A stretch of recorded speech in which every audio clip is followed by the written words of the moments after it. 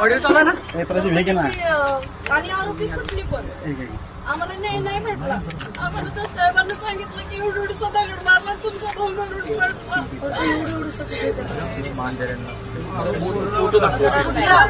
कुठल्या पोलीस स्टेशनला काय पोस्टमार्टम वगैरे आम्हाला काहीच नाही. अजून आम्हाला माहिती नाही. प्रकरण काय झालं नक्की सांगा काकी, काय घडलंय? घडलंय असं की हा मुलगा कामाला होता कुठं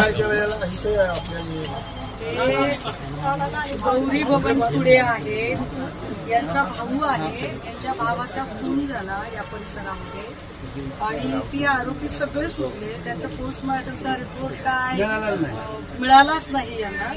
आणि विशेष म्हणजे हे सगळं त्याच पोलीस स्टेशनच्या हद्दीत आहे.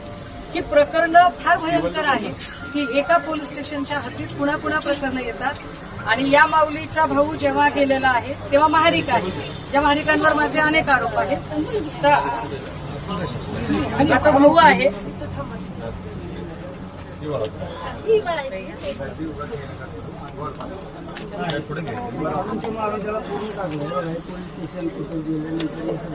त्याला फक्त अर्थ पाय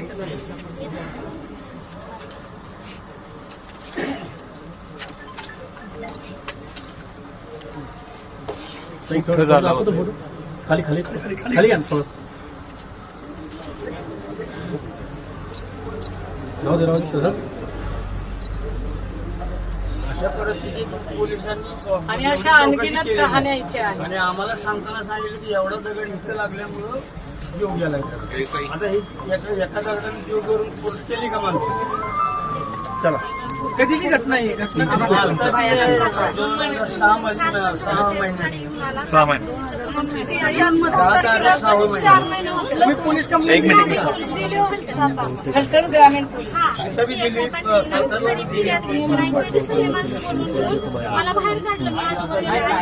हे संपदा मुंडे प्रकरणातले पाटील आणि हे पाटील एकच आहेत. आणि सुनील महाडिक पण ह्या माझं प्रकरण जून मध्ये जे FIR झालं त्यावेळेस सुनील महाडिक होते आणि त्यांनी पण मला बोलवून म्हणजे दाब देऊन तो प्रकरण मागे घे, राजकीय दबावाखाली येतेस का, खोटं बोलती म्हणून मला त्यावेळेस त्यांनी दाब दिला. आणि पूर्ण मी शीतल विकास नंबरते राहणार उकळवे. माझे चुलत BJPचे कार्यकर्ते आहेत. माजी खासदार रणजित नाईक निंबाळकर यांचे कार्यकर्ते 2014 मध्ये सरपंच होते आणि त्यांनी आमची स्वतःची जागा आहे त्या जागेच्या आमच्या जागेच्या कड्याने कंपाऊंड घालत होते. त्यावेळेस मी आडवी गेल्यावर त्यांनी माझ्या पोटात मारहाण केली आणि मग मी त्यावेळेस पोलीस ग्रामीण पोलीस स्टेशन फलटणमध्ये गुन्हा दाखल केला. तर त्यांनी त्या बरोबर काही कारवाई केलेली नाही. आणि काल गेल्या रविवारी मुख्यमंत्र्यांची सभा असताना आम्ही नवरा बायको आलो होतो.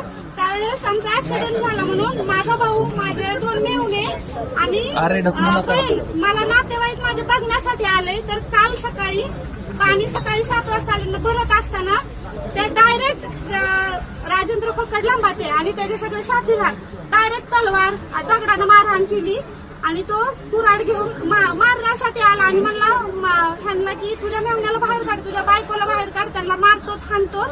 आणि मी त्याचे व्हिडिओ सुद्धा काढलेले आहेत, माझ्याकडे व्हिडिओ आहेत. आणि मी 112ला फोन केला, गाडी बोलून घेतली. ती अर्धा पाऊण तासानं गाडी आली आणि मी 9 वाजताच पोलीस स्टेशनला होते. त्यांनी मला बसवून घेतलं, तासभर बसवून घेतलं असताना सुद्धा त्यांनी माझी फिर्याद घेतली नाही. म्हणले त्यांना सगळ्यांना बोलून घेतलं आणि बोलून घेतल्यानंतर त्यांनाच आतमध्ये घेतलं. माझे मिस्टर शिकलेले नाहीत, त्यांना बोलायचं कळत नाही. तर त्याच्यात मी आणि मोबाईल थोडासा खाली घ्या. सगळे राजेंद्र पकड सगळे माणसं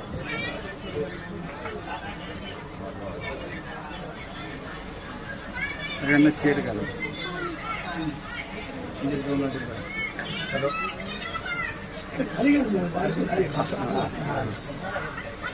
दगड हाणतोय मारून तरी